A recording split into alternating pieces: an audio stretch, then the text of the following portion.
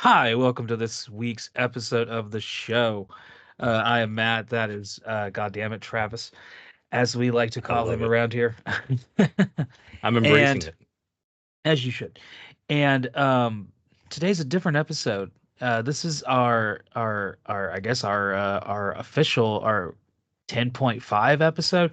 This is Mm, as what I'm calling a little bonus episode, or as I have dubbed it, and now for something completely different. And yes. this will be when I sink in the Monty Python line. If And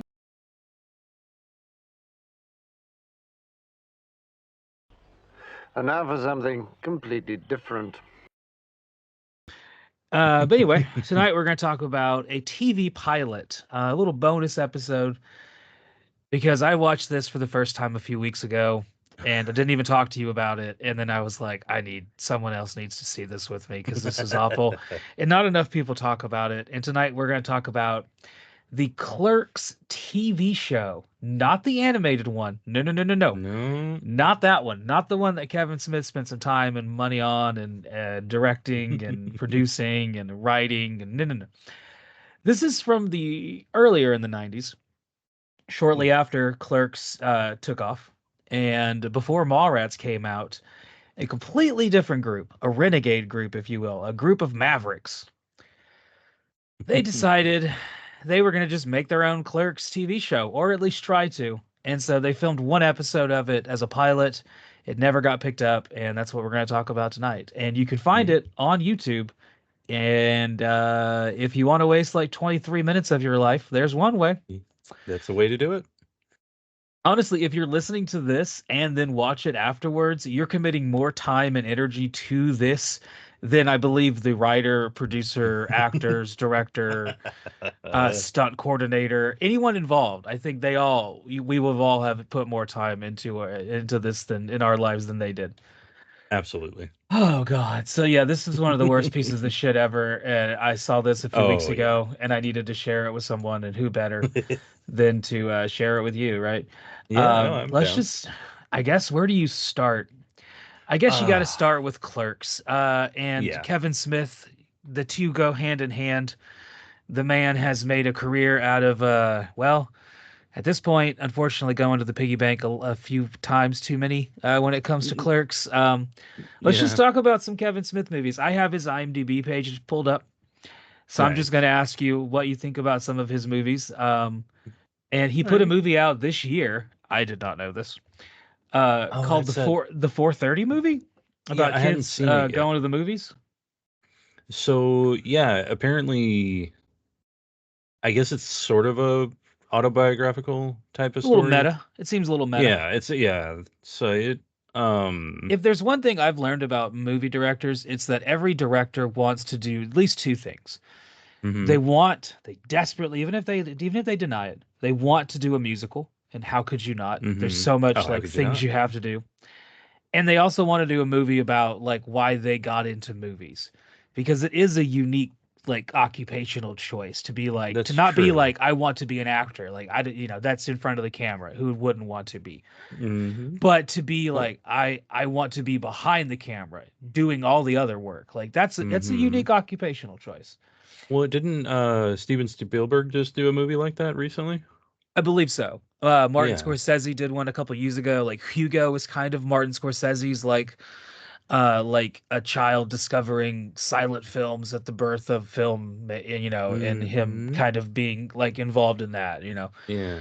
and that was kind of a movie about like, oh, how like the wonder or amazement of like going to the cinema, like actually physically going to the movie.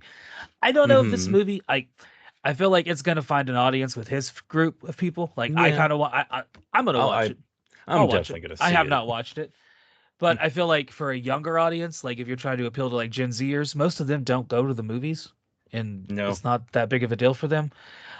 I used to go to the movies a lot, and I don't anymore Mhm. because it's just too expensive. Like Oh yeah. I live in a big city, well over hundred thousands of people, and to go to the movies, if me and my wife, like we talked about it because there's a movie coming out, Terrifier 3, and I have I I haven't heard of that.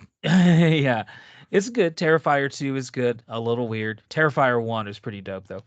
Um, but Terrifier 3's coming out, and I kind of wanted to go see it, but then I looked up like how much it would cost for us to like go and have a good time, and it's Hmm. like 70, $80. And at that point it's like I'll just wait for it to come out and watch it at home, and then I can own it on DVD. I can watch it when I want to, like, there's special features. Yeah. I can put on Oh yeah. closed captioning so I can actually like kind of listen and pay attention. I like to watch movies with subtitles. It's a thing I've been doing since I was a kid. When I was a little kid, we'll get to this later. This is how I discovered Yeah. Clerks. When I was a little kid and I had insomnia, I would stay up and I couldn't turn the TV on because my dad would know the Okay. TV was on and he would yell at me. So instead, Hmm. what I would do is I would turn the TV on, put it on mute, turn on closed captioning. Problem solved, bitch. And so I just got used to watching movies with closed captions. So TV shows, movies, anything that had closed captioning that allowed me to watch it. If it didn't have closed captioning, I would usually just go find something else to watch because like or I would, if it's something I wanted to watch that had it, that didn't have it for whatever reason, I would like turn the volume up as low as I could. So yeah, 4:30 movie is his most recent movie. He directed a Yeah. music video by Logic. Oh. Can't say anything about that. Clerks Yeah. 3. Did you ever watch Clerks 3? I did watch Clerks 3. What are your thoughts on Clerks 3? It was. I don't know if he meant for it to be a bookend, like it was gonna, because I think he still has plans.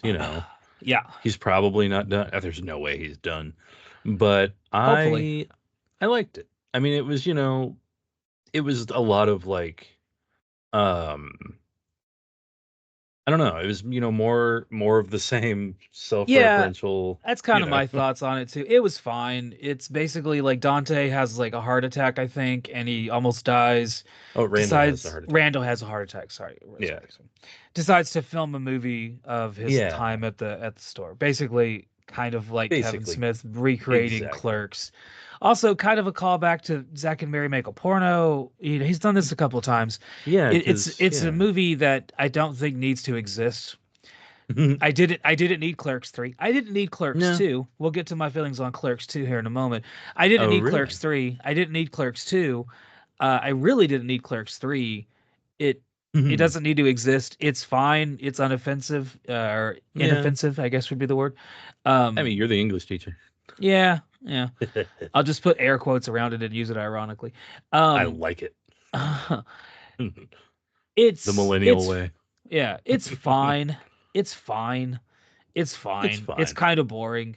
I wish he wouldn't There have are done boring it. parts. I wish he Yeah. wouldn't have done it. At one point, he had a tremendous filmography.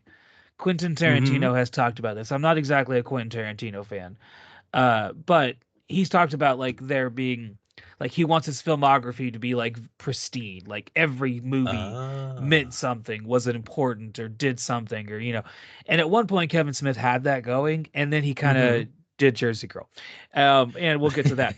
And since then, it's kind of been like hit or miss with his movies. Some of them I've liked, some of them I haven't liked. Clerks Hmm. 3 was kind of right there in the middle. Yeah, Um, that's fair. which gets us to his next thing, which was Kilroy Was Here. I did not watch that. I did not. I Did you? don't even know what that is. It's I believe a part of a horror anthology he did about like I don't know if he was the only director on it or if he was one of many directors, but I believe it was a horror anthology. Hmm. Before that he did Jay and Silent Bob reboot. Yeah, that one. My feelings on Clerks 3. If I could, I would just write see my feelings on Clerks 3. That's fair. Literally the same thing. Didn't need to exist. I was fine with it It, not existing. yeah. But here It we was are. probably fun for him to work with his daughter. That was probably a lot of fun for him. He's You done it a know. lot now. He did a podcast with her. He's Hmm. done it a Hmm. lot. Maybe she's getting tired of him. He did some TV, did some TV series, he did an episode of The Flash, or 3 episodes of The Flash, sorry. Oh, I didn't know that. Supergirl, did some episodes of The Goldbergs, did a TV movie called Hollyweed. Huh. Yeah. Did a segment. This might have been the horror anthology I was thinking of. He did a segment called Halloween in a horror anthology called Holidays. Hmm. He did that the same year he did well, a movie we have talked about, but it has been a number of years. Yoga Hosers, thoughts? Oh yeah. That movie. Let me kick my feet up and let you take the floor on that one. Oh God, I believe at one point you told me it was one of the worst movies you've ever seen. I had to say it. And I think it was mainly just like there was this time, There was a and pedigree. There was a pedigree at one point. At one point. there, it was fine for the most part.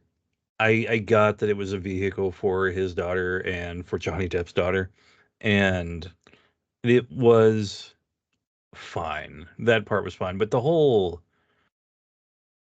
I don't know, Hitler sausage thing. I still I'm realizing now I've forgotten most of it.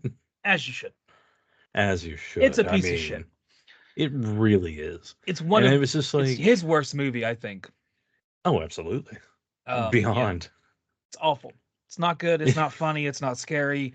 It was just him celebrating everything. it was just him celebrating being high all the time. And yeah, bro, I get it, but like there's maybe different ways to do that. I didn't like it. No. The couple years before that he did his Tusk.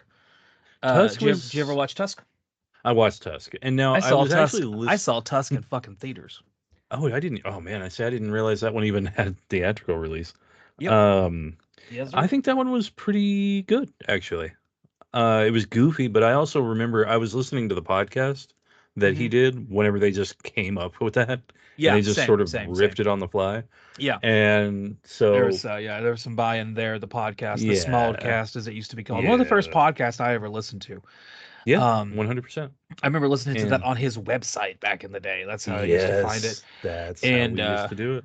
My favorite episode is when they talk about stealing toys from Pacific Sun or not Pacific Sun, Suncoast, and then reselling them. Yeah, that was a great episode. I can say that I can relate, but with DVDs more often than not. Tusk is a good movie. It's a fair horror movie. I think if you like it or hate it, really depends on if you like Michael Parks and if you like Justin Long. I like both of those. Yes. It's not Justin Long's best horror movie. That's Barbarian. Oh, I see. I haven't seen Barbarian. I thought you were going to say Jeepers Creepers. No. No. Good in its own way. It was. It was especially good because I was young. Yeah. So. Barbarian is a really great horror movie. You got to watch that. It's not on any physical things. You can only watch it on streaming. I think it's on Amazon Prime. It's really good. One of the more I think probably the best horror movie I've seen in a long time. I haven't seen Longlegs yet. I've heard good things about that. Yeah, it's Nicolas Cage, a serial killer horror movie. We actually got invited to go see it in theaters, but we're like, I don't want to go see a movie. So I was just waiting for it to come out on DVD. It recently came out, and I'm going to check it out soon. So hopefully, I was actually going to buy it for my wife for her birthday, but I did a Does the Dog Die in it. It popped up that there is a little animal abuse in it. So I pumped the brakes on that because she gets turned off on that pretty much immediately. Yeah. It depends. If it's a movie she's really invested in, then we can skip over it. If it's a movie that she's not feeling, it's kind of like a good reason to just leave it. So Suburbia is off the table? Suburbia is very much off the table. There's a lot of movies off the table. See, I don't like animal abuse in movies. I don't think it should be there. I don't know why you need to do it. If you're looking for something shocking, I think you should just maybe look at something else. Yeah. With that being said, it doesn't turn me off of a movie to the point that I have to stop watching it. But I understand people who it does. Oh, and absolutely. If I was filming a movie, I would have a hard no, I'm not doing anything with animals. Yeah. Like the animal is always going to be fine if it's in my movie. Like you could know that going into it. Right. Exactly. Yeah, Tusk. We got off the topic for a while there. No, yeah, we did. Yeah, Tusk. Speaking of animals, Tusk is a weird movie. Basically, Michael Parks is a madman, and Justin Long is running a podcast. Speak of the devil, with a guy who's in the news recently for a wonderful J.D. Vance impersonation, Haley Joe, and they're doing a little podcast, and this podcast actually pops back up, and I believe Yoga Hosers too. And I believe I could be wrong. I'm trying to remember. I think there's like an interconnection between the Johnny Depp is in both. Oh yeah. Johnny Depp shows up at the end of Tusk. He looks under disguise and he doesn't go by his name, so you can't. But Yeah. you know it's him immediately. Mm-hmm. And basically, Justin Long goes to this house in relation to the podcast, and the Markle Parks is there, and he turns him into a walrus. Yep. So it's kind of like a body horror movie. It's okay. It's okay. It's okay. Yeah. It kind of goes for laughs at times when it could It have does. gone for a different tone, and I think it could have made for a more intense horror movie if it went for a Mm-hmm. different tone. And he Yeah. doesn't do that, and it's kind of annoying. Well, I But think Michael Parks stays in that zone. he does. He does. Mm-hmm. Speaking of movies that have weird tonal shifts, the one he did before that was another little horror thriller movie called Red State, which you and I watched together. We did. On a couch for the first time because it was streaming on, I think, Netflix back in the day. I think it was. It was a weird world in 2011. Yeah. Do you have any thoughts about Red State? I remember really liking it. I was again more Michael Parks. I think I just really like Michael Parks. He commands the movie. It's one of Michael Parks's. Yes. It's one of Michael Parks's best movies. Well, if his I'm not performance mistaken, is amazing in that movie. You have John Goodman in there. Am I wrong? Yes, John Goodman's in there. Yeah, I was going to say I'm not looking at it. Yeah. I'm just John trying Goodman's to in there. remember it as best I can. Yeah, so I actually recently watched Red State again because I own it. Yeah, it was just a couple months ago, and I remember watching it again first time I had seen it in years, and I remember really liking it more than I did the first time. Yeah, it has fair. aged surprisingly well. Michael Parks, his performance in that movie is menacing. He freaked me out. There are some parts of the movie I don't like. I don't like the way the movie starts. I feel like you could completely re-edit the movie and make it a far superior movie by trimming off the beginning a little bit and getting us to Michael Parks faster because that's the star. Yeah. That's who I want to see. Honestly. Absolutely. And if there's more footage of that sermon on the mound he does at the beginning, let's add some of that in because that's really powerful. The way it's filmed is a little lame, I gotta say. Like I feel like there's some more visual things. This has always been a complaint I have with Kevin Smith, as I think like visually he's kind of lazy. Absolutely. And he doesn't have to be. I feel like he could make a more visually interesting movie, but I don't know if he just doesn't want to, or if he doesn't want to be the director that's like, well, he doesn't want to be Stanley Kubrick and be like, let's do 45 takes of this scene because I want to get this perfect. Right. Or if it's just like, he's kind of like a B+ student in school and was like, yeah, that'll do. That's good enough for government work. That's fair. He's efficient. He's fast. He's not going to waste your money. I'm sure the producers love him for that. Yeah, right. But I feel like Red State, there was a lot of that in there. And I don't really like the way Red State ends because it has a really lame ending. It builds and builds and builds and builds to this tension. And then it kind of has like a Deus Ex Machina, which I get. Right. But the ending kind of really leaves you wanting something else. And it kind of leaves you with like a sour taste in your mouth of the whole movie. You're just like, really? That was it? Okay. Yeah. Like, kind of not the best. That's probably why I haven't gone back to it. Yeah, it's a little bit of a cop-out, which gets us to the movie he did before this one called Cop-Out. Oh, God, Cop-Out. Beautiful job, sir. Yeah, what do you think about Cop-Out? Cop-Out, I haven't seen all the way through. That'll tell you what you need to know about Cop-Out. Basically. If Yoga Hosers is not his worst movie, this is. Yeah. Well, it was his take on being like an actual like studio Hollywood director. Yeah, using someone else's. He directed that he didn't write. Yeah, and it fell flat. It's a movie. So there's a YouTube series that does like documentaries about movies that directors did not want to make, and I feel like this should be one of those because it definitely feels like a movie a director did not want to make, and it is not very good. Nothing more to say there. Zack and Mary make a porno. What you got? I liked it. I really did like it. I mean, obviously, you have the I know his name. Seth Rogen?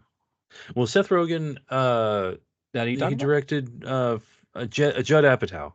Oh, yeah. Had a lot. It was like a marriage between Judd Apatow and Kevin Smith, which I enjoyed actually. I thought it was pretty decent. There was there was plenty of stupid stuff in there, plenty of things where it was like, that wasn't necessary. But for the most part, it has a good heart. It has a good heart. I think that's exactly it. And it was like, it was Kevin Smith by way of Judd Apatow, which is interesting.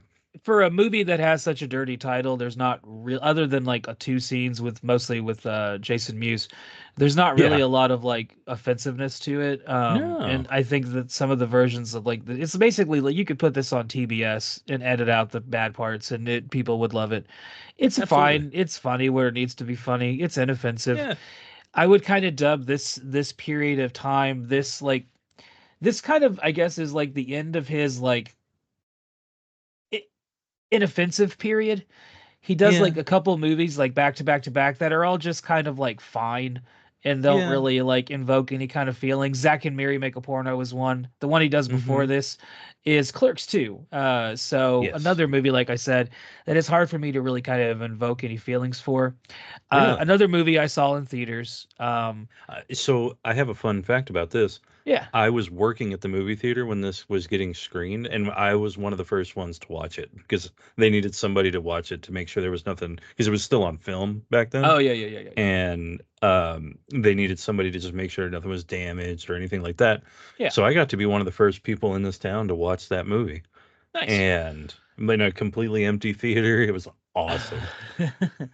I was there on opening night to see Clerks 2. Even though I went with some friends, I was the friend Mhm. who was like, I'm going, but like, I don't even want to be here today. Kind of a Nice. mentality going into it because I never really wanted Clerks 2 to exist. I always thought Clerks was fucking fine by itself. I didn't Yes. need to see what another day of Dante and Randall's life looked like. Right. I'm fine imagining Dante and Randall having that same day continuously until today. Like if I went to the Quick Stop in New Jersey, they would be there today, like still like Yeah. pissed off and angry, but embittered because they have to work. If anything, Right. I don't think you needed to go back to it. I get why he did it. Yeah. The movie is okay. It's inoffensive, Yeah. like I said. There's a weird musical number he jams in there, and that's why I was saying every director wants to make a musical. Yeah.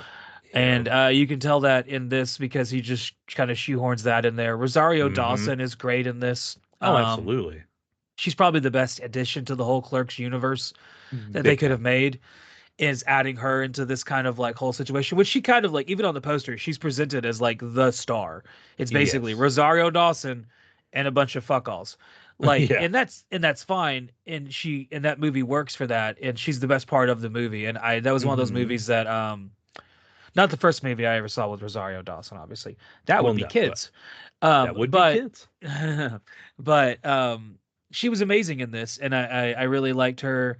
Yes. Clerks 2 is not it's not one I ever go back to. It's not one I own it. No. I do own it. Yeah. I don't own Clerks 3. That No. should tell you something. Of all the Mhm. shitty movies that I own. If you were listening to our last episode where we dipped into the monster movie universe to talk with our friend Dominic about a shitty movie called Zombie Apocalypse recently. In that 2012 podcast, zombie 20, apocalypse. beg pardon, 1,000 graces. In that podcast, we discussed basically what similar to what we were just talking about here, which was basically like that. Shit, I forgot what I was fucking talking about now. With the having, We're going through like, so those, many loopholes and rope holes. we What's really up? are. It's tangent after tangent. Basically having like having these collections of movies and Oh, yes. And I mentioned in that podcast that I own a lot of Asylum movies and that I yeah. have purchased willingly. And even in spite of all those movies, I do not own Clerks 3. And Yeah. while I do own Clerks 2, I don't ever really watch it. No. Whereas It's I one of watch those Clerks movies like where once a year, I'll watch Clerks. absolutely. Oh yeah, And I'll get Clerks is into that in on just a rotation. minute. Let's move on. We've already spent almost as long as this episode talking about just his movies before we even get to the pilot, which is not much to talk about. There's only like There's three not much. beats and then it's over with. Really. Jersey Girl. A movie Never that at the s- time was very divisive. What did you? Well, you've It never was seen very. it. I've never seen it all the way through. I've seen parts of it, but I've never Okay. watched it. I've never committed to watching it all the way through. I just never. I don't know. I Yeah. just So didn't make it. it came out at a time when Ben Affleck was like getting hated by everyone and Jennifer Lopez was getting hated by everyone. So it had a Oh lot of yeah. negative attention. They had just been in that other horrible movie Geely together, and I've never it even was seen a second of it. Yeah, and it was the first Kevin Smith movie that did not have any like View Askew universe connection. It was just Oh like yeah, his that's own right. separate thing. And I think it had a lot of things working against it. In in aging, it has aged remarkably well. I watched it, it made me cry. Um Really? yes, so the premise is Ben Affleck marries Jennifer Lopez. He's a studio executive. He's kind of self-absorbed. She Hmm. is giving birth, she dies during birth. Oh. And now he's moving back into New Jersey to live with his dad, played by George Carlin, and one of Yeah. the last roles George Carlin did before he died. And George Carlin and Ben Affleck have to, like, a village raises this girl, the Jersey girl, Hmm. and it's basically kind of the story of him as Ben Affleck, like finding love again with Liv Tyler, Hmm. um, reference to Armageddon we talked Oh about, but yeah. also like raising this daughter and like learning how to raise this girl. It's a very Hmm. like emotionally good movie. I really like it. I think it's one of his Oh, better okay. movies. I think a lot of people kind of use that as like the breaking point of like where his career went down. I really like Uh-huh. that movie. I think that like like I just talked about, like a lot of the stuff he does after that is kind of like he goes back to the View Askew universe. He does Clerks Yeah. 2 immediately afterwards. Like the next 2 years later, he's back to Clerks, baby. We're doing View Askew universe. That shit didn't work Mm. out. And Clerks 2 Back is to the well. inoffensive. Yeah, and then he does It's Zack and Miri fine. Make a Porno, which you could literally substitute Zack and Miri and replace them with I don't want to say Dante and Randall because that I wouldn't would work, say or Jay and Silent Bob Make a Porno. That would be weird. it. But you could kind of take a lot of those characterizations that he kind of Oh, developed and put absolutely. that there. And then Cop Out, like I said, is kind of another like inoffensive move, or not inoffensive. It's pretty bad, honestly. That's kind of Yeah. the end of the inoffensive movies and the start of his kind Yeah. of maybe downward trajectory. I would say so. So before Jersey Girl, he did some other TV specials and stuff, but his next big thing was Jay and Silent Bob Strike Back. Tour de Thoughts on force, Jay and loved it. Silent Tour de Genuinely. Force? No, genuinely, I genuinely loved it.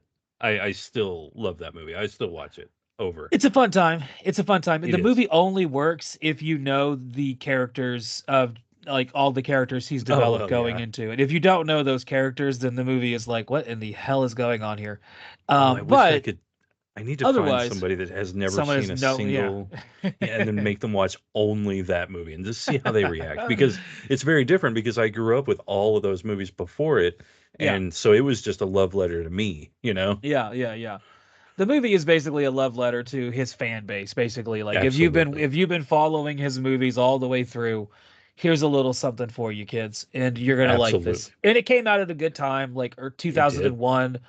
A lot of us were either going into high school or entering into junior high, like we talked about with Mm-hmm. 2001 several times. That's when Yep. I was like at the end of eighth grade, going into ninth grade. So I had, as we'll talk about here in a minute when we get to Clerks, I had already Mm-hmm. seen a lot of these movies. So this was not a Yes. movie that I saw on release. Parents did not take me to go see Jay and Silent Bob Strike Back, but it No. was one that like once it came out on DVD or Oh yeah. VHS, my Yeah. friends, whoever had a copy, we watched the shit out of it. Oh yeah. Of any of his movies, it's probably the one I watched the most as a kid. Mm-hmm. Um, and as an adult, I don't watch it nearly as much, but it's still pretty Yeah. good. Oh, it's But it's still not very the good. one I go back to. What he did before that was Dogma, which recently was in the news because the rights have been purchased for him again, so he now owns it Oh, again. And yeah, it can be re-released, and I think they're gonna do hey. a little tour. Yeah, owning a copy of Dogma is kind of like, or was like a little badge of honor for a little while on Yep. DVD, Reddit, We because had the it's hard to VHS find a back in the day. copy. Yeah, I own the DVD. I owned the Blu-ray back in the day, and I don't know what Yeah. happened to it. It was got lost in one of my moves, Oh yeah. which is annoying. But I still own the DVD, and Mm-hmm. yeah, it's a wonderful movie. It's Oh, I loved it. I think it's his best movie. That's fair. I think it's his Yeah. best movie. I think it's where everything comes together. Yes. It has a big budget feel because of who's in it, even though at the time they Yeah. were not working for big budget money. Um, it ties into the View Askew universe, but doesn't do it Uh-huh. in an obnoxious way. That's Like true. Jay and Silent Bob, you can watch Dogma and not know anything about Jay and Silent Bob, and the movie still works. Absolutely. You're not confused about like why are these guys here? Like they get Yeah. tied in, right? So Mm-hmm. I like it on that way. Matt Damon and Ben Absolutely. Affleck are fucking hysterical. They are Absolutely. if anyone can read Kevin Smith's dialogue better than Ben Affleck, I don't know who it is other than maybe some of the guys from Clerks. Yeah. Like other than those two, I don't know if anyone else reads his dialogue better. Maybe Jason Lee. Um, Yeah. but yeah, they're great in this movie. There's so many Oh, it's so one-liners. good. Uh, Oh, yes. there's just so many wonderful parts of it. Jason Lee is great. Chris Rock is great. Alan Rickman Uh-huh. is great. Oh, yes. Everyone in it is really, really good. Everyone. And the Absolutely. movie is, I think, one of the better movies of the 90s. And I think as more people get to see it now that it comes back out, I think more people are going to hopefully appreciate that I it hope is so. a very, very good movie. I think it's his best movie, like I said. And on another level, I think I learned more about Catholicism by that movie than anything else ever. But I mean, I wasn't looking for it, but Yeah. So he did that in 1999, 1997, Chasing Amy. Chasing Amy. Very, very good movie. I I would know say it's his very, second best movie. yes. Now, I think I've seen more recently a lot of people are very divided on it. I think they always have been. Um, on the one Yeah. hand, they find it to be, you know, here's this thing that was kind of a tough crowd to be in, like the whole bisexuality thing. Like a Yeah. person back then would have felt outcasted in both worlds, straight and gay worlds, and it's sort of a representation there, but then there's also the idea of, well, you can just take any lesbian and just the right guy will just turn her around Yeah. and fix her or something, like The movie does um have its shortcomings. It's not a yeah, perfect movie. it's It's it's almost there. yeah, If it's the ending was a little bit better and yeah. the movie was a little bit, Well, I do I like that was he fails. I do love that he absolutely. fails. I think That that he does makes not the movie. succeed. He tries to go with the mentality. And this is, I think, where the movie has some difficulty because Ben Affleck is presented as our protagonist, and yet Uh-huh. and by the end of the movie you realize he's completely wrong. His idea that like Mm-hmm. he has this kind of like gaslighted idea in his head that like love is going to conquer all and it's just Mm-hmm. going to work out and we can make it work out. And it that's not reality though. And I think in the movie he learns that, and Mm-hmm. I think that if the first time you watch it, if you've never seen it and you get to that lesson, it kind of throws you off because he does kind of present the whole scenario of like, let's just all fuck and that'll solve it all. It's Yeah, like that's very childish, but he is a child, which is kind of the he is a point of the child. movie. By the end of the Yeah. movie, I think he has not necessarily learned all the lessons he needs to, but he has learned No. a lesson. He's And learned a lesson. I do like that the movie ends and they're not together, and I don't think they ever should be, Exactly. No. which Well, is kind of how it's okay, supposed to be. so going back to Jay and Silent Bob reboot, Yeah, um, did you see the part where he, I guess, is helping her raise their daughter or something like I guess he was a donor because she's in a I relationship have with. no fucking recollection of that movie at all. I'm not gonna lie to you. I have no recollection of Jay and Silent Bob reboot other than I watched it and was like, well, that was a movie. But yeah, you kind of come back to Holden back, They should see another thing. He has these like he just should leave his shit alone, dude. He's the George Lucas. He is the fucking George Lucas of 90s indie movie directors. Like he just Yeah. you fucked with all your shit. It was just fine. Like you could have fixed Chasing Amy. I wish someone else wrote with him. That's one of the things. I feel like if he was with his wife now when he wrote Chasing Amy, Hmm. it would have ended differently.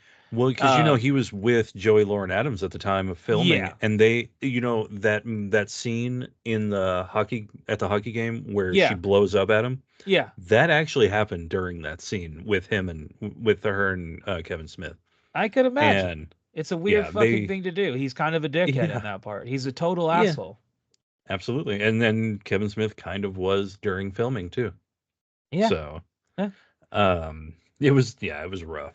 So yeah, that one, it's a very clearly a very personal story, yeah, and it's him trying to come to terms with his own man-childness yeah, about things. yeah, I don't think he quite got the lesson he wanted to out of making the movie, but yeah. um It's an hopefully he's okay. I don't know. I was gonna It's say good. I like mean, it is it's still a not bad. very good movie. It's a very Yeah. good movie. Like I said, I think it's his second best movie of all of his Mm-hmm. movies, just visually because I think it's more interesting than Clerks. Still Right. ties into the Viewisk universe. You don't have to know Yes. Jay and Silent Bob or the whole Clerks lore to get any of it. It works on Mm-hmm. its own with regardless of that. Um, does have some faults in the writing, but the Yeah. music is good. The acting Oh is yes. good. Mm-hmm. Um, there's some very memorable parts of it. There's some hilarious Yes. parts of it. Yeah. Yeah, it's a good movie. So And yeah. there's some things wrong. Yeah, obviously, I don't think he has any perfect movies. Well, no, But and I think that makes it almost I think it's makes pretty good. sense. Yeah, the missteps make sense for its time and also for the writer.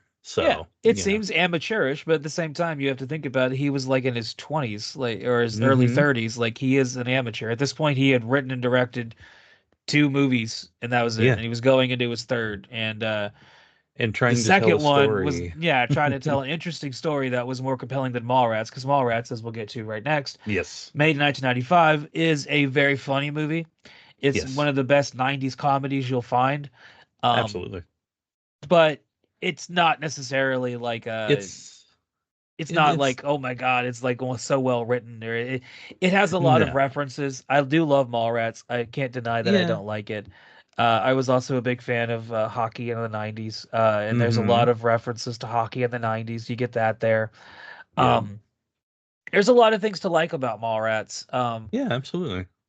But there's also like I haven't watched it in a great number of years. I don't know why. It's just not the one I go to of his Yeah. again and again. I know some friends who it's like their go-to movie. Like they watch it nonstop. Oh, It's really? never been that for Well, me. It's never I been can that for me. kind of see how a person could do that. It was probably the first actual, like my intro to Kevin Smith and the Viewisk universe.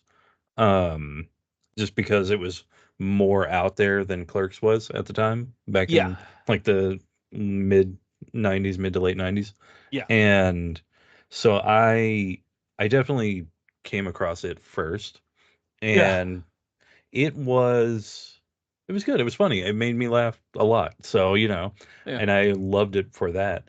And a lot of it went over my head, sure, but um the just because like the dialogue and stuff like Oh that. yeah, yeah. They Um make all kinds of references to things that I was like, as a yeah. child, I was like, I'm laughing. I don't know why. And as an Yeah, adult, I'm like, exactly. now I get it. Yeah, exactly. And it was kind of like you could tell it was somebody who was new to a bigger budget and didn't Yeah. exactly really know what to do with it, you Yeah. know?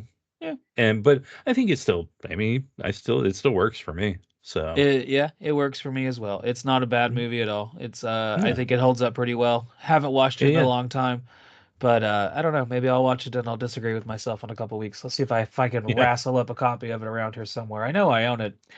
Yeah. The movie I own several copies of. I own it on Blu-ray. I own it on DVD. I own the 10th anniversary DVD. Yeah, a lot of different copies. The movie that made me want to watch, learn about, make movies. Mhm.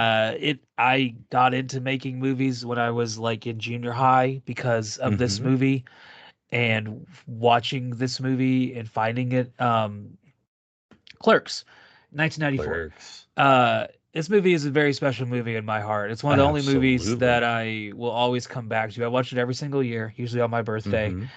I Nice. found it in a really weird way. Like I said before, I had a lot of insomnia as a kid. My dad had a V-Lock on the TV, and Oh. it was really easy to turn off. He didn't know how easy it was. All you did is hit menu, scroll down, V-Lock off, done, cool. So he thought he was stopping us from getting onto all the HBO. He did not. Um, so we've talked about this before that back in the day, you could go onto HBO and find a movie but not know what the hell it was because Yep. there was no info. You had to go to a different channel to find the info, and that meant like knowing what channel you were watching. Now I got to go Mhm. find it on the TV Guide channel. If you didn't, my parents didn't. We were not a TV Guide family. So No. I only had the TV Guide channel. So I had to go to the TV, doing all that. Clerks was one of those movies. Yep. Um, and it visually took me back because it was maybe the first black and white movie I'd ever seen. Hmm. I had seen black and white movies before. Like Well, my yeah. dad always made me watch like It's a Wonderful Life, but I'd never seen a black and white movie like that. I'd never seen a Right. black and white movie where people were talking in like a modern way, where it wasn't Jimmy Stewart going, "Ah, why Clarence," you know. She's an I had old never. maid. Sorry. Yeah, and John Wayne wasn't showing up second. Exactly. So it was weird in that sense, and it was one of those movies that for the longest time I remember I went to school and I was like talking to my friends about this movie. It's like it's a Hmm. black and white and there are these two guys and it's really funny. And at the time, being like a child, Jay and Silent Bob stood out. Hmm. Berserker, all of that stood out Yes. as being like funny. I didn't know all of the little other jokes, like the 37 dicks and all of those Right. things. Didn't catch all of that as like I think I watched Clerks when I was like 10, 9 or Oh yeah, 10, that's because I asked for a camera when I was 12. okay. So yeah, and then I started making little home movies when I was like 13 or Hmm. 14. One day I'll sit back. I actually told my wife about this a couple days ago. I need to find all the old videotapes that I have Oh and see yeah. if I can scrap together anything from editing them. There's like 5 or 6 horror movies that are like 30, 40 minutes long in there. Some of I them with think some of them with some people you know and used to live with. I was gonna say I've seen at least one of the tapes. Yes, you've seen one of the tapes. Yes, yes. You Yes. got to see part of The Hand, Yes. which is one that I wish I could find. That's a horror movie I wrote and directed about a demonic hand being killing people on the 4th of July. Uh, Awesome. yeah, hasn't aged well because the killings were like kind of public shootings. Yeah, Oh, I gotcha. 2003 was a different time.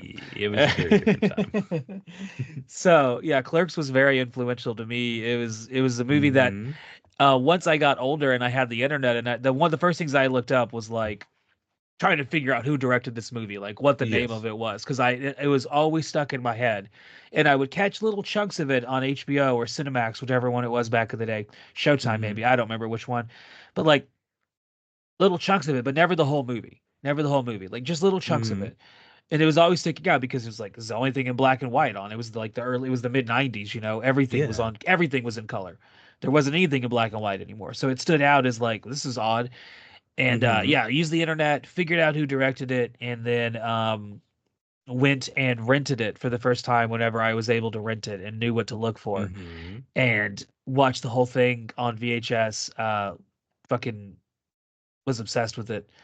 Watched Hmm. it nonstop. Ended up buying it on DVD. Watched it obsessively. Watched the documentary about it. Yep. Got into all the different little things about Kevin Smith. I used to listen to his Smodcast like every fucking Oh, day. Um, absolutely.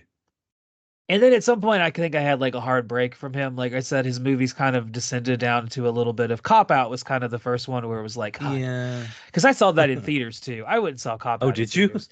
Yeah, dude, there was a time when I saw like Kevin Smith movies in theaters. Like I didn't see Jay and Silent Bob in theaters.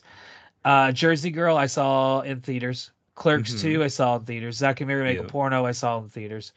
Yeah. Cop Out, I saw in theaters and didn't go again until Tusk. Mm. And after Tusk, I haven't gone again since. Maybe I'll No. go see the 4:30 movie. It looks like it's pretty cool. Yeah, it I looks like pretty one neat. one of the kids in there. Seems like a cool person. Yeah. So there's Kevin Um, Smith's movies, his yeah. filmography. I feel like he would appreciate two white guys talking about Kevin Smith movies. I feel like for I for figured. 40 minutes. I feel like Kevin would appreciate that in some small way. So we're going to take a little bit of a break, and when we come back, we're going to talk about the TV pilot, and it's not going to take us 40 minutes It will because not. they spent less time than that working on it. Yep. So we're going to take a pause and hear from our sponsors. We don't have any sponsors, but if you would like Uh, to sponsor us, yeah. hey, now's your chance. We'll see you guys in a second. Hey, you know what I hate is when podcasts get interrupted where they just do kind of benign, asinine commercials telling you to sign up for things and whatnot. That's not what I'm doing. Instead, I'm going to try to give you the fastest advertisement you maybe have ever heard for this podcast. So, let me warm up. Me, me, me, me, me, me, me. All right, now I'm going to once again give you the fastest advertisement for a podcast you have ever heard. This is going to tell you to like, subscribe, share with your friends, and do all of that in hopefully as little as half a second. Are you ready? Oh, all right. Voice is warmed up. Let's go. Here we go. Fastest advertisement ever. Ah! And welcome back to the end of the world. So, speaking of the end of the world, talking about a god-awful Clerks TV pilot now. Oh, So we've man. talked about Kevin Smith. He has nothing to do with this at all. I don't even think he knew it was happening. Apparently, it was happening while he was in the middle of making Mallrats. Oh, goodness. That's about the only thing I could ever find out about him even acknowledging that it existed, and that he apparently, I don't think, has ever made it all the way through. So we have accomplished more than he has. I've accomplished it now 3 times because I've watched Twice this for me. 3 times. Yeah. So it's not really worth talking about the director and the writer of this unless you are trying to either add them to a hit list of some sort that you're creating, or maybe you have some kind of vendetta against them, because they're really Mhm. not worth mentioning. But let That's me fair. type in their names because, I was going to did say, you? I didn't look up a single thing about it. I I have just watched it, and that was it. So yeah, it's one of those shows that's like hard to find, because if you type it in, most of the time it's going to be like the animated show. It's like, Yeah, nope, exactly. not that one, not that one at all. Yeah, so it was directed by Michael Lessick, who is a producer and writer and director.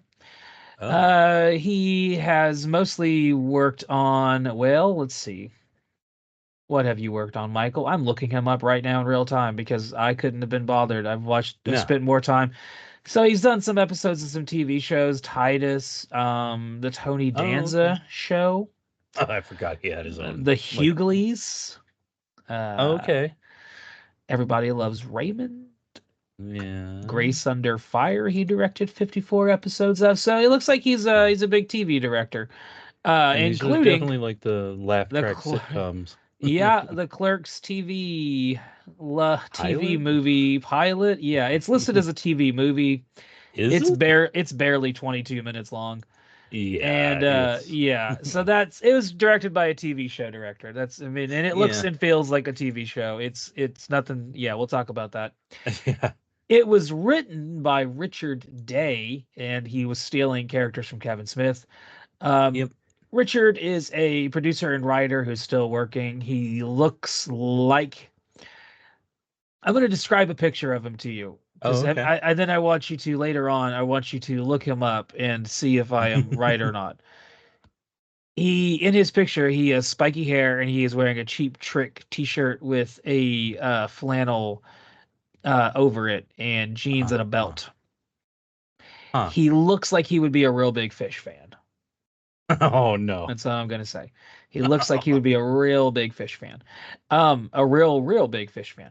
I was gonna say I would wear a Cheap Trick shirt. So Yeah.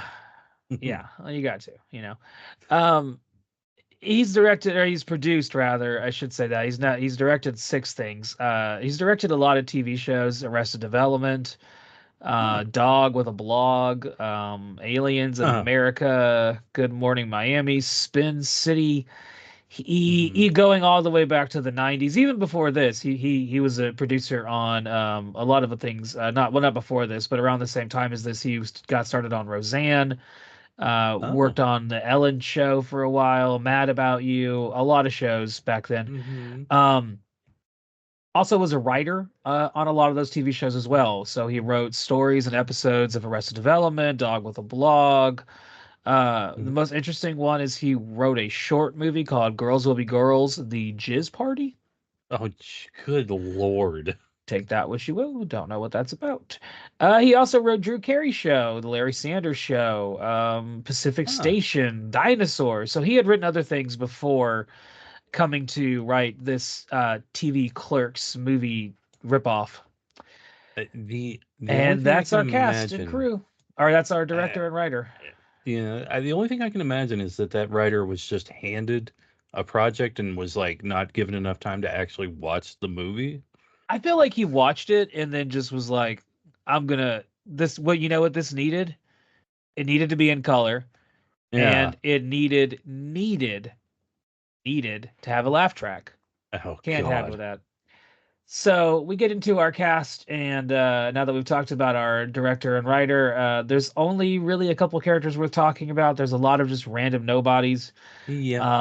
And yeah, so interestingly enough, the original Dante and Randall auditioned for this as Oh, Dante and really? Randall. Yeah, and did not Brian get the part. O'Halloran and Yeah, Jeff Anderson. yeah, and they didn't get hired. Yeah, That's yeah, awful. yeah, yeah. Well, I maybe think that's better though. they'd probably be happy for it. Yeah. Instead, we get playing Dante Andrew Laurie, who has appeared in a lot of things. Yeah. He, especially in the '90s, he was in School Ties. He was in My Boyfriend's Back. He was in Buffy the Yeah. Vampire Slayer. He was in Yep. fucking. He's in a lot of things. Not really Just one of those '90s outstanding. guys. Just yeah, just kind of a Yeah. guy in the '90s who showed up a bunch of movies.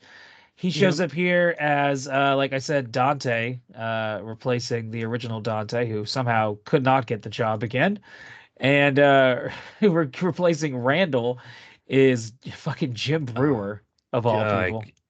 I never realized at the time, like in Saturday Night Live, things like that, how much I actually really don't like Jim Brewer. Okay, good. I'm glad we're on the same page here because I do not like Jim Brewer. No. I hated him on Saturday Night Live. Any sketch he's in on the '90s, if it did not have someone else like supporting him, he was Mm-hmm. just Oh yeah. astounding, just astoundingly annoying. Not Oh yeah. annoying and like he's just fucking like I want you off of my screen. There's a thing in Exactly. wrestling. There's a term in wrestling called X-Pac heat, which is basically like in wrestling you're supposed to the bad guy's supposed to make people want to hate him. But then Yep. there's this wrestler called X-Pac who got people to hate Hmm. him so much they just didn't want to fucking see him anymore. Oh Right? God. Jim Brewer has X-Pac heat for me, Oh, where I see him and absolutely. I'm just like, I just leave my screen, please. And Yes. thankfully, he's fucking shitty as Randall, and you never really see him too much, Nope. thankfully. I feel like Yeah. they No. cut out pretty much all of his stupid shit and left in the few things he does, which are fucking awful. Oh They're just God. like bits from his stand up. That's basically And it. He it's just takes bits from his stand up and just kind of just shoehorns them in here. loud and moving around a Loud and lot. moving around, obnoxious. Like Carrot Top, if somehow Carrot Top was not funny. And that's yeah. That you know what? That's Jim Brewer right there. Yeah, I don't know how else to describe him. I don't like him. I He's going to show up in a time in another one of the movies we're going to talk about eventually called Titan AE. But otherwise, I oh don't know if yeah. we'll ever have to talk about Jim Brewer again. That'd be He's nice. also apparently a big Trumper, and he can go get himself fucked. Absolutely. Um, and in this one, we get our first deviation because in this one they add a third male character because Yes. we needed more characters in this movie. And this one is like an ice cream shop guy. Do they ever explain Yeah. where he works at or what he I think does, or it's is he just hanging out? they just call him the ice cream guy. All right. Well, ice And cream guy is played by Rick well, Gomez. his name's Todd. I for some Todd, reason yes. remember that. I do not know. Do not know. He has appeared in a bunch of stuff. He's an actor Oh who's yeah. worked in tons of things. I like He's him in a lot of other stuff. he's gonna say he's might be the best actor in this, and he's Beyond. barely in it. But Yeah. he's probably the best one. I really wish Kevin Smith would somehow like weave this into his View Askew universe in some Oh, fucked that up would be way. Or like amazing. take Carrie Russell or something and just drop her into something. Which gets us to Sandra, who is the character that Todd is obsessed with, who is played by Carrie Russell. And I think one of the first things she would have done. Yeah. Like, it's And kind of I weird to see liked her Carrie in Russell. this. I like I've Carrie always Russell liked her. too. Carrie Russell's great. This one was kind of painful to see her play this. Like, she's like, I guess I'm assuming that she works in one of the stores. Really, they could have just called this thing like Strip Mall or something if that wasn't already a Yeah, show. yeah, basically. That's basically Yeah. what this is. It's basically like Friends in a strip mall. Yeah. And it's just all these different clerks that work there. I mean, there's an interesting premise there, but they tried to do Clerks, which is not that premise. So, No, no, no. There's not enough talking and about it. There's not enough talk about hockey or hand jobs in this, or no, fucking corpses in bathrooms. and they also don't talk about, they sort of try, like, they don't really talk about movies. Because the thing about I don't know. They tried to make these characters stupid guys, just dumb, peaked in high school guys, and it's like that's not at all what Clerks was.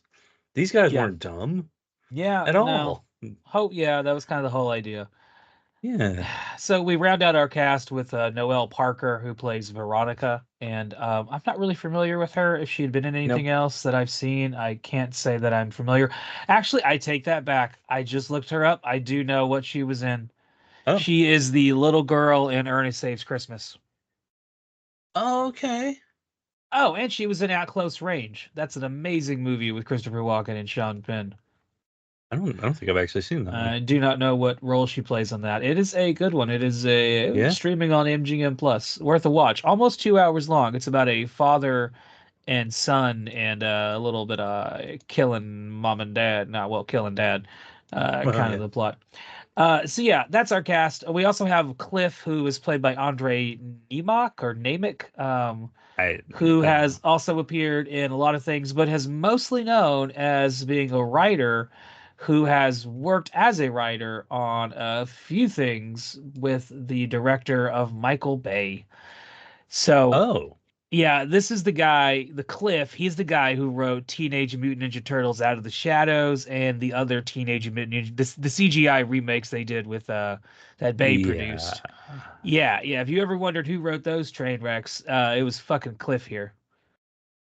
Oh man, I didn't think he would be a more punchable face, but it Yeah. happened.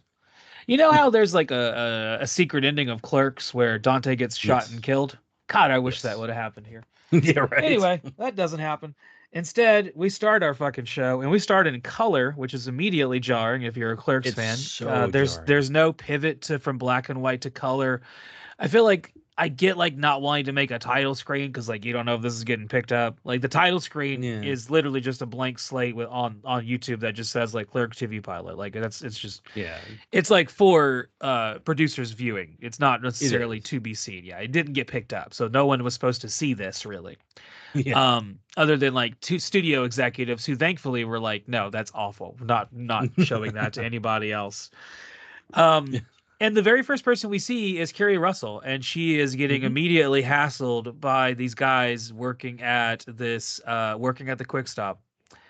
And so we take our lovable Dante and Randall and their benign conversations about Yep. about work and about just capitalism and the nature Hmm. of having to go and do these things and all these philosophical conversations while intermixed with Hmm. clever jabs of Kevin Smith's at the time very interesting writing.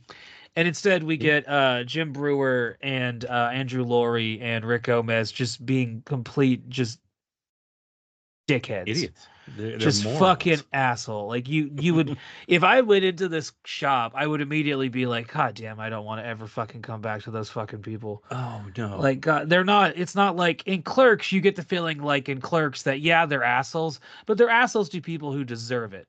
Yeah.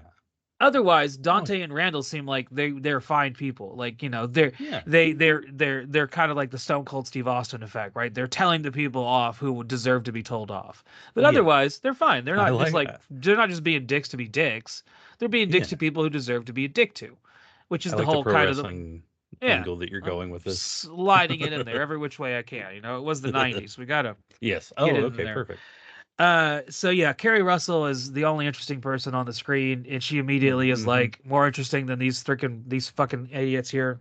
Yeah. Uh, I wrote down, is Dante's pants even tucked into his Doc Martens? Who the fuck is this guy? Yeah. Oh yeah. Yeah, yeah, he is a terrible Dante, which is like it. So Randall is pretty much non-existent in this pilot. Like he Yeah. does a Nope. couple things, but otherwise he doesn't really have anything to do. But this is all Dante, and it just fucking sucks because he's a shitty Dante. He's just Oh, absolutely. mopey little fucking bitch.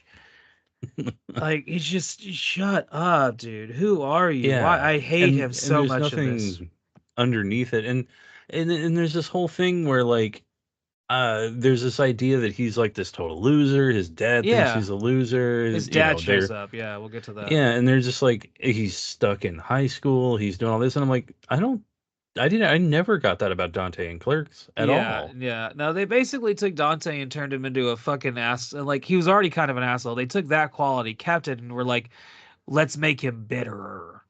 Yeah. Like everyone else is advancing in their careers, and he's stuck here by choice. Like everyone basically. That we'll get to the premise of the show in a second because it Right. it takes an element of Clerks. It Yes. takes that and is like, let's just make that his entire character is Hmm. basically what happens. Yeah, I hate this guy. This is Friends, um, at a strip mall, It's like we talked about. It has a laugh yeah. track, and the Uh, characters, the canned laughter shows up at times where it's not funny. I oh didn't yeah, no. laugh at all watching this. This Nope. did not get a single laugh out of me. Not Not a single one.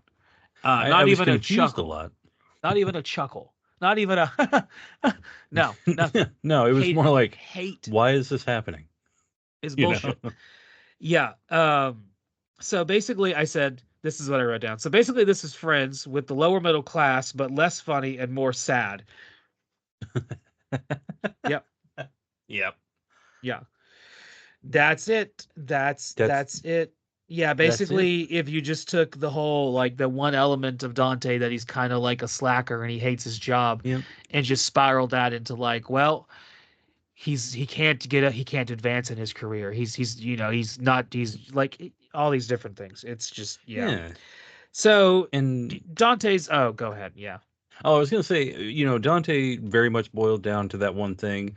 Randall, the only thing they took, and it is unclear what they did with him because I always saw Randall as like the cool guy, Yeah. like he's Yeah. really not bothered. He's not really out to hurt You're anybody. closed. Yeah. Yeah, like he's not really trying to hurt people. He's just sort of out for himself. And if it's if you He kind of represents entropy in the world.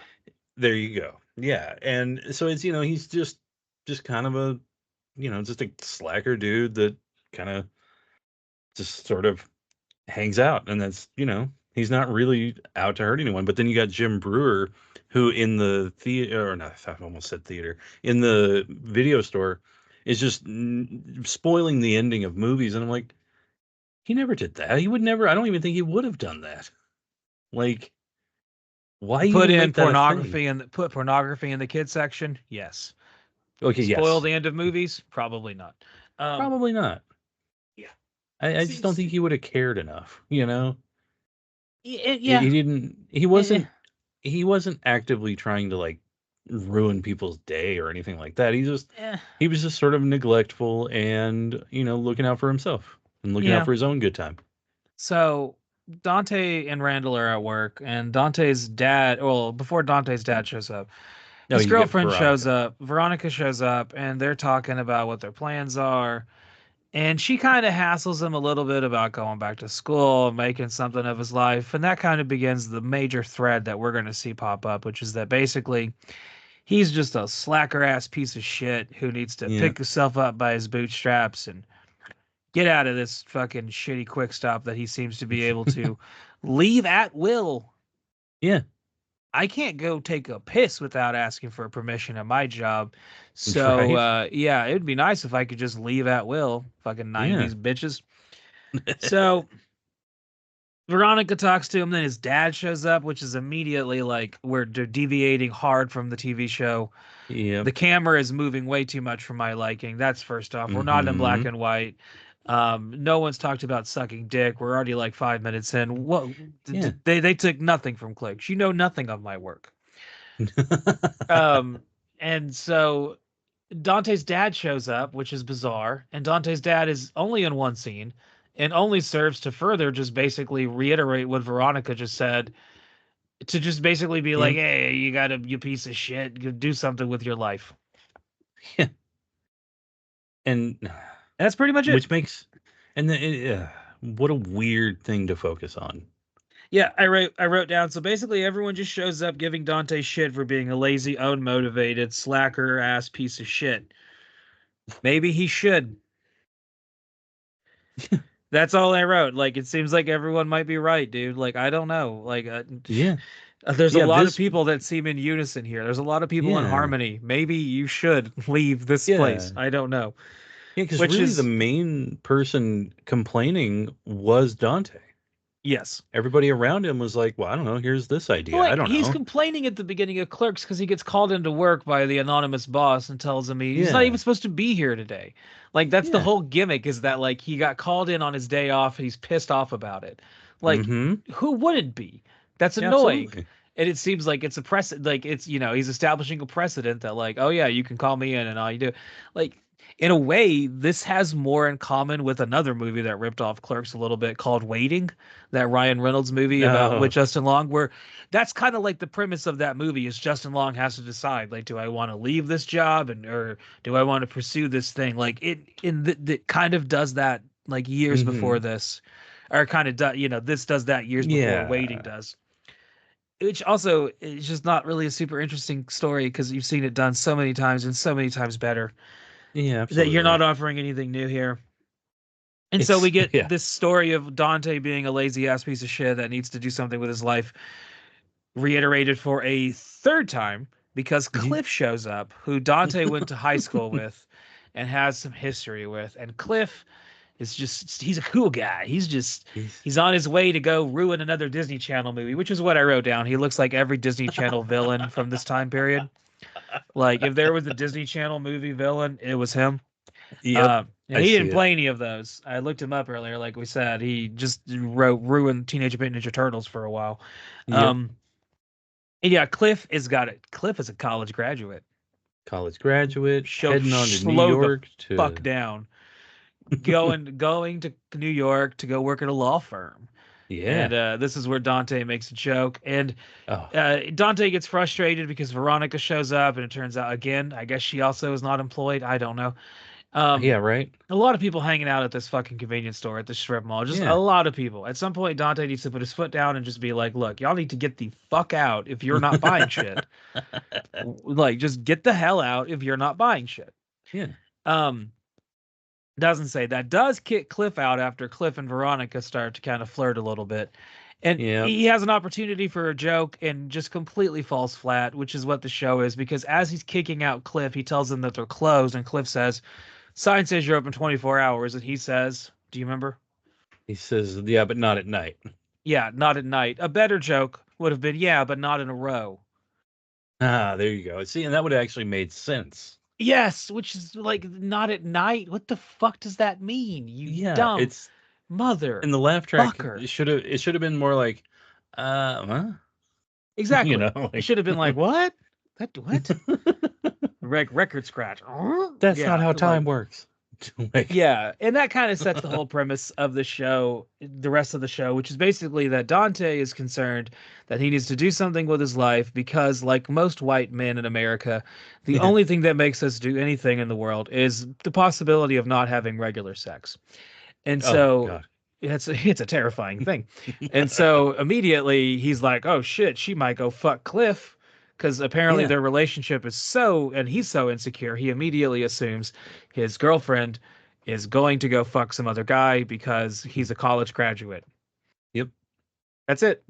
That's it. And Veronica surprises us at the end by, I mean, depending on, if it's the same Veronica from the show, maybe she sucked him off in the parking lot. I don't know. I was gonna But say. she doesn't fuck him. She has no interest in fucking him, as we find out at the end. Yeah. But Dante seems rather convinced that she is, so he decides to take his life into his own hands, pull himself up by his Doc Martens, come in on his day off, and he's gonna make something of his life, god damn it, because he is gonna go to an interview. Yes. That's it. That's it. Going to an interview. Much to the chagrin of Randall and Todd, which is where you Yeah. get some of Jim Brewer's antics, just being a Oh, complete fucking douche nozzle that you would want to absolutely. hit with like a paper towel roll or like a piece of paper, whatever you have nearby, whatever object is within your Yep. proximity to hit him with, you would want to hit him with that. Yes. Currently, Make I him have stop. a Make him I go have a away. currently I have a lighter and a little statue of a Doc Holliday as a dog, and I would strike him with these things to get him to stop doing his Jim Brewer stuff, which he ruins Randall. Like Randall is not Absolutely. like, "I'm gonna put shit on my head and do little dances around and make stupid faces." Why are you Yeah. doing that? which is what he's Yeah. not playing Randall. He basically is just Jim Brewer inserted Yeah. into Randall, threw on a Absolutely. flannel shirt. I'm Randall now. Yeah. I feel like he definitely did not watch Clerks. Oh, if he did, he misunderstood it. Absolutely. Yeah, Well, you know what? Now that I think about it, whether he did or not, he didn't care. exactly. He just So wanted to be Jim Brewer. Dante finds out that Veronica is with Cliff at a party, and so he decides to just bail on work Yeah. with a guy who frequently shoplifts, I guess is what we're supposed to understand about this guy. Yeah. There's not really any funny characters that are shopping in the Mm, stores that they give shit to. oh, Like you yeah, there's said, not. Jim ruins movies for people because he's a dick. Yeah. Um, because that's fun to do. All they're trying to do is just check out in that scene. Like all they're doing is I'm bringing my movies to check out. And he's just like, yeah, Yeah. here's what happens in all of them. It's like, all right, do you want to have a job?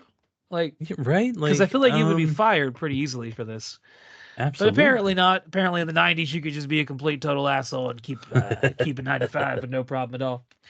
So the boys decide to help Dante in his moment of need, and they're going to go crash this party at Cliff's. And their plan is to basically, well, treat him like shit to the point that he embarrasses himself so Yeah. that he is a beta cuck to Dante's alpha so that Veronica will want to fuck him It was a real because show of dominance, a real yeah, primate move.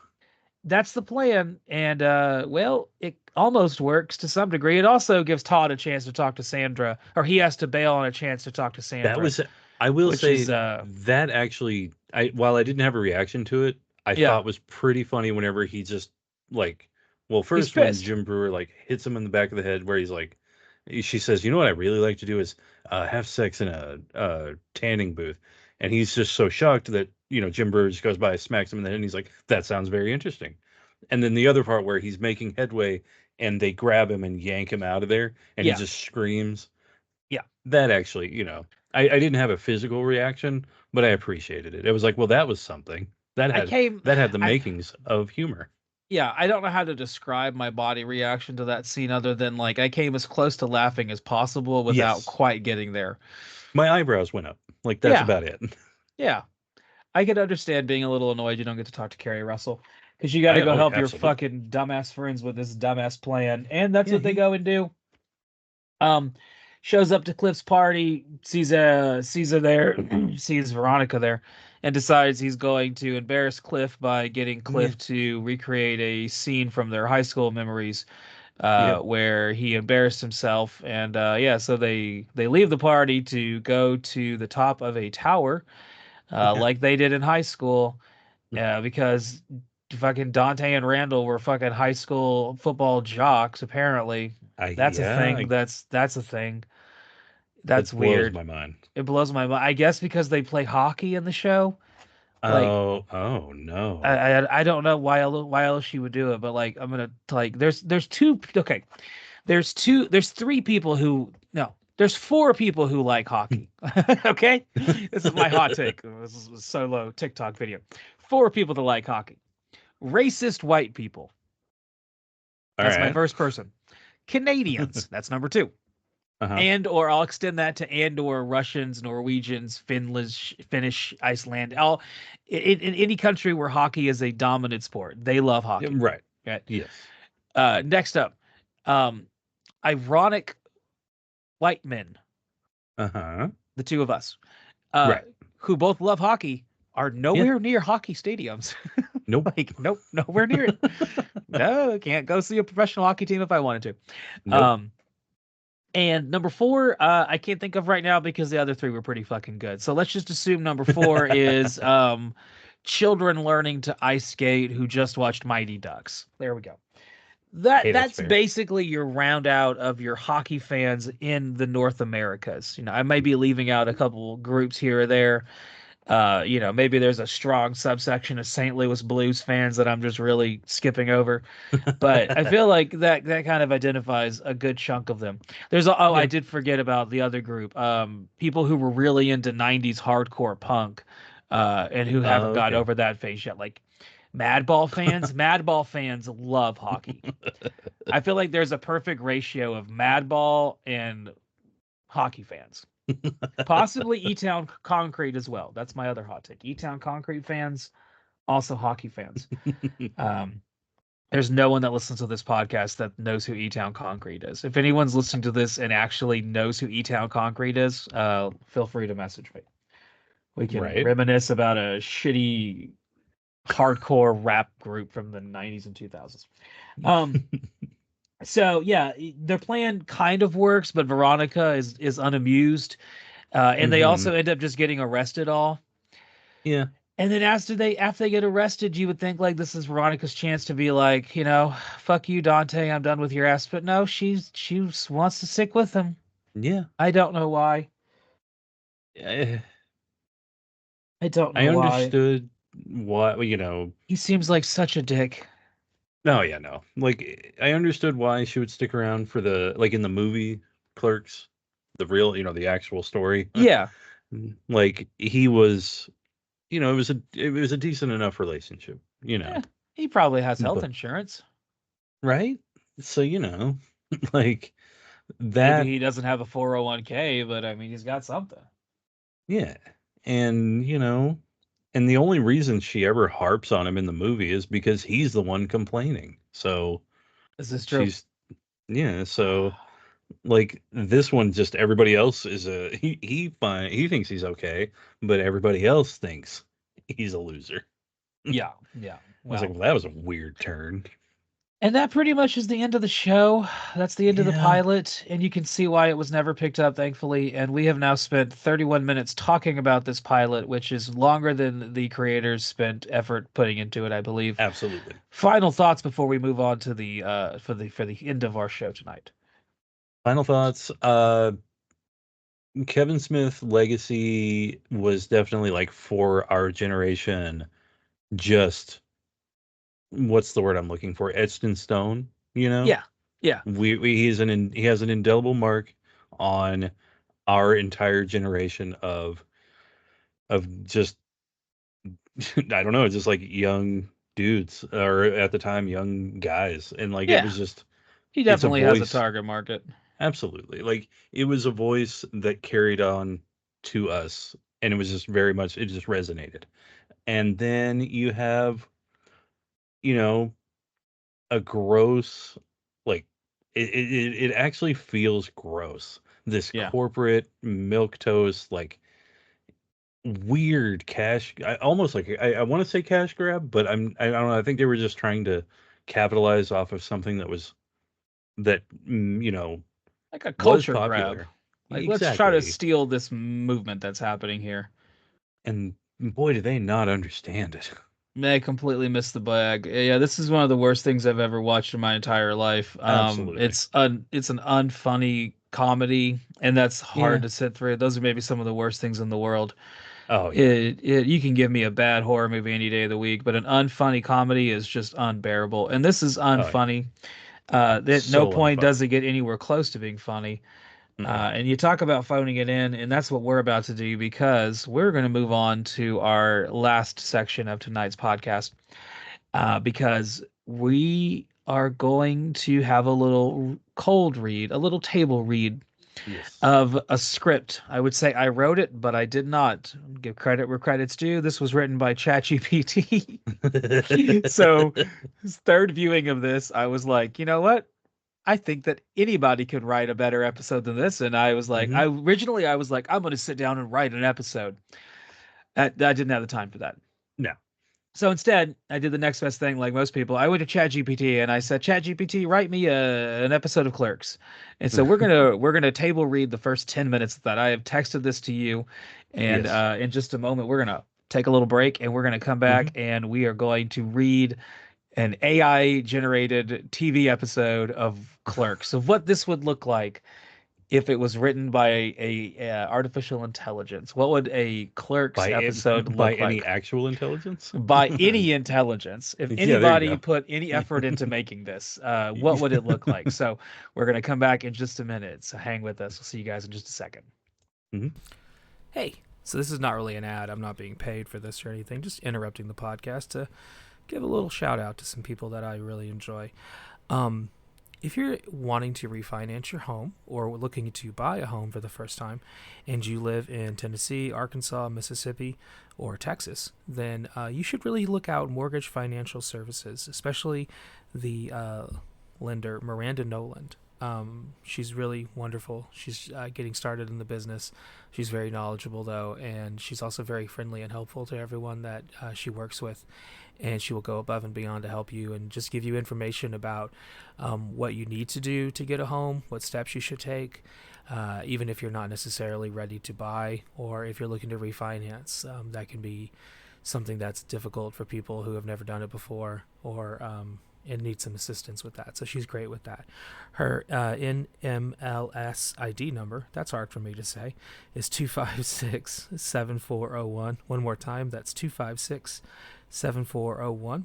And you can also look her up on Miranda, that's MIRANDA.mortgagefinancial.com. And thank you so much. Have a good rest of your day and continue listening to the show. Bye. What? Hello. Welcome back to the show. Well, Welcome back. it's time to do a little table read. All right, so I'm Travis, excited you on are this one. going to play Dante. I have a very Dante, Very outlook on vibe life. to me. Yeah. I think so. It's fair enough. And I will play, I guess, Randall, and I will read the stage directions and any other characters that pop up. We can take them as we see fit. There you I'm go. gonna keep us loosey goosey. All right. So your motivation as Dante. I'm gonna give you motivation because I'm a decent director. All right, here's your Oh, motivation. okay. You hate your job. Solid. Okay. You are in a steady relationship somehow. I'm already having a hard time relating. Okay. Fair enough. Fair enough. Fair enough. Fair enough. All right. And you wear vintage Doc Martens. That tells you everything you need to know. Yep. All right. Well, So I'm in there. this is what the AI wrote for us. Open on the familiar view of the quick stop convenience store. The camera pans across the counter. Already too much camera movement. The shelf stocked Yep. with junk food and cigarettes, and the video rental section in the back. Dante is behind the counter, flipping through a magazine, clearly bored out of his mind. Randall enters from the door, coffee in hand, looking equally unimpressed with life. I'm not even supposed to be here today.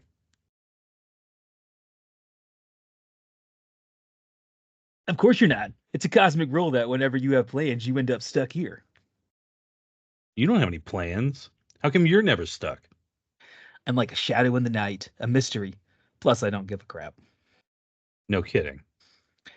Dante sighs, resigning himself to another long day. On the bright side, you get to interact with society's finest. You mean people who don't even know how to read the exact change only sign? That, or the ones that think your face is some kind of ATM screen.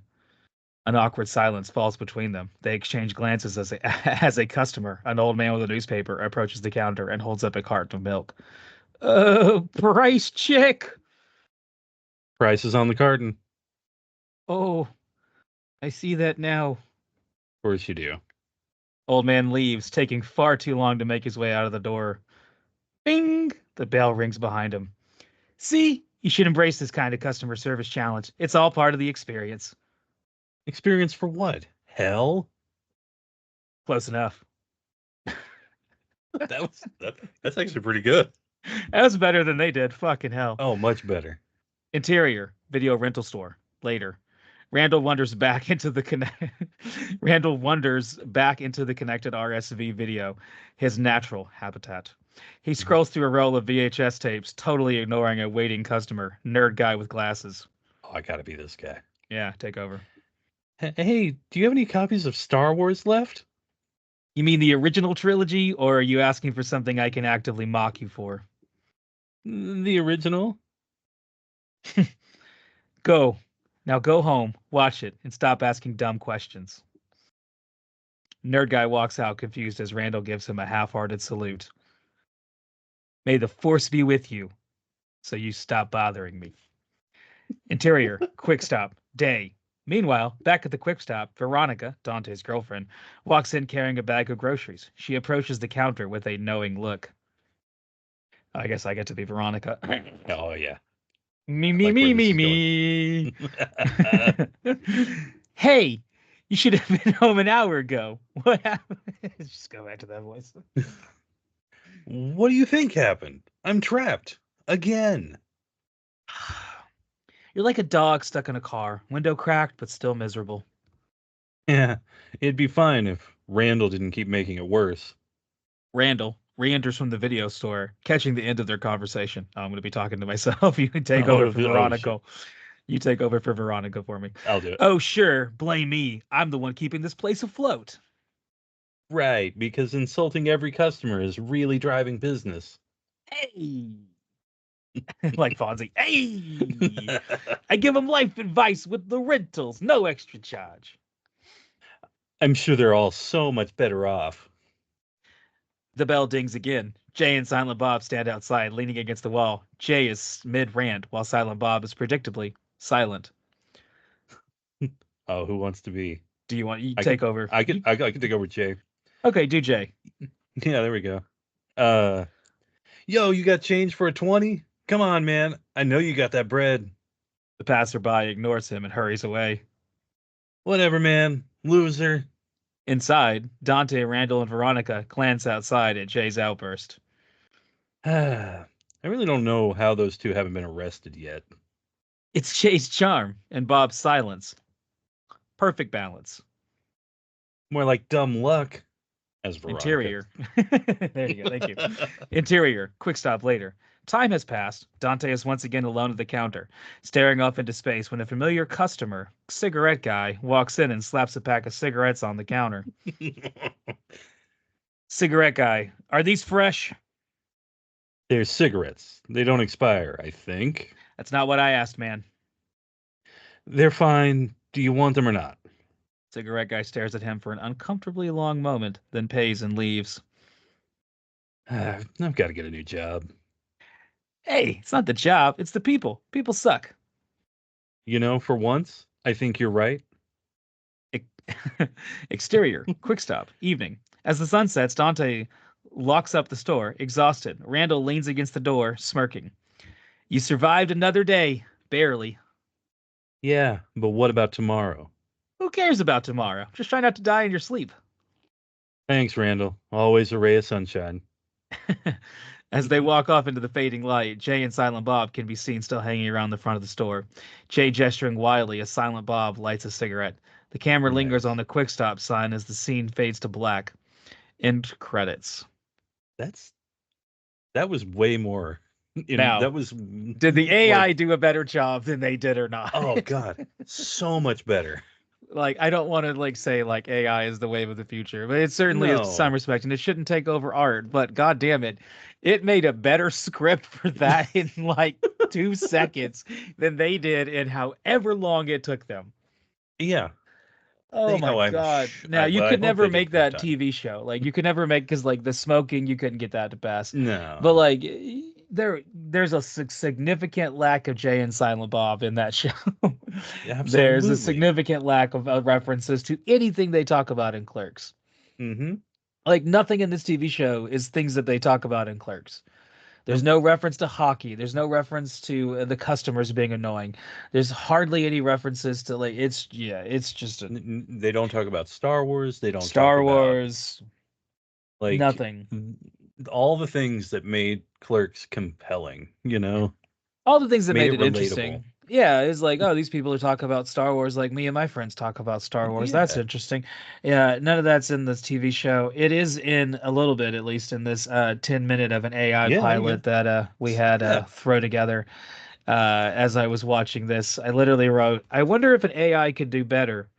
Then I read the whole thing, texted it to you, and wrote, possibly. Yeah. Because I feel like that is definitely what we got here. So that is where we're going to end tonight's episode. A little taste of something completely different as we move away Yeah. from the end of the world for just an episode as we celebrate our 10th episode. I guess this is 9.5 because our 10th episode will be coming out next week as we talk about Omega Man. Yes. And yeah, we're going to pick up talking about that story from where we last left off. We talked about not Christopher Lee, I almost said Christopher Lee, Oh, Vincent Price and his take of the I Am Legend story with hmm Last Man on Earth, and then we're going to pick it up with Charlton Heston, who's becoming a regular of ours, yeah, and see his version of the story as we watch Omega Man, which is I've already watched and yeah. have a good opinion on. I took a lot of notes. There's some interesting things going on in this movie, and I I'm think looking so. forward to talking about it. So that'll be next week as we talk about Omega Man, and yeah, I think that's Yeah. where we're gonna wrap up tonight. Oh, before I forget, because I almost did. We recently guest appeared on a podcast. We talked about last time that we were going to do this, and we talked briefly about it earlier. But yeah, we recently showed up on the what's the name of the podcast? I literally It's Monster Movie Fun Time Go. There you go. It's got a longer name that I wrote down It just does. Monster Fun Time Go, and I was like, that's not what Yeah. it's called actually though. No. Yeah, Monster Movie Fun Time Go podcast where we talked about a monster movie, a train wreck of a hmm monster movie that I was Yes. apparently the only person that had really any tolerance for. And that was the movie Zombie Apocalypse, which Yep. I believe is coming out. He's doing an episode that's dropping every single day Yep. of October. So we're Was gonna he doing show up. 31 Days of the Dead? Yeah, 31 Days of the Dead. So he's doing 31 days of zombie movies, and we popped in there to talk about a zombie movie. And he's actually going to pop up here in a couple episodes as we talk about a fun movie called Neon City, which is another episode that'll be coming up. Won't be the most recent one we do, like I said. Going to hit Omega Man next, and then we're going to Yep. do another random one because I think we'll move away from the I Am Legend universe for a little bit. I think so. But sometime in November, you will hear the host of that show come and talk on our show to talk about the Neon City movie. Have you ever seen Neon City? Never even heard of it before you showed it to me. All right. It has an actor that I know you appreciate. Have you looked up anything about it? I've not. I've kept Uh, myself. you want to be I want to surprised? Okay. be. I Okay. think I want to be more fresh when we're a little closer to it. All right, all right, fair enough, fair enough. I will say Yeah. that the lead actor is someone that I know you appreciate, and this is one of the first times you get to see him as the lead of something, and Oh man. he's a pretty fun time. Hey, how's it going? Thanks for listening to the show. If you're enjoying what you're hearing, consider giving us a like and subscribe. It helps get more people to see it. The more likes and subscribes it gets, the more it populates in your search results, the more people can find it, and it also strokes my digital ego ever so slightly. So if you're enjoying it and it's not too much trouble, give it a like and subscribe. If you can't be bothered, I understand. Thanks for your time. Our show to our whenever we show up on his to talk about Zombie Apocalypse, which is Yeah. another fun time. So a lot of us this week, and we'll see you guys next week as we talk about Charlton Heston. So see you guys then. Ready to talk Bye. about it?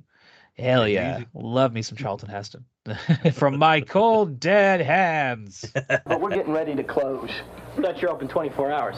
Yeah, but not at night.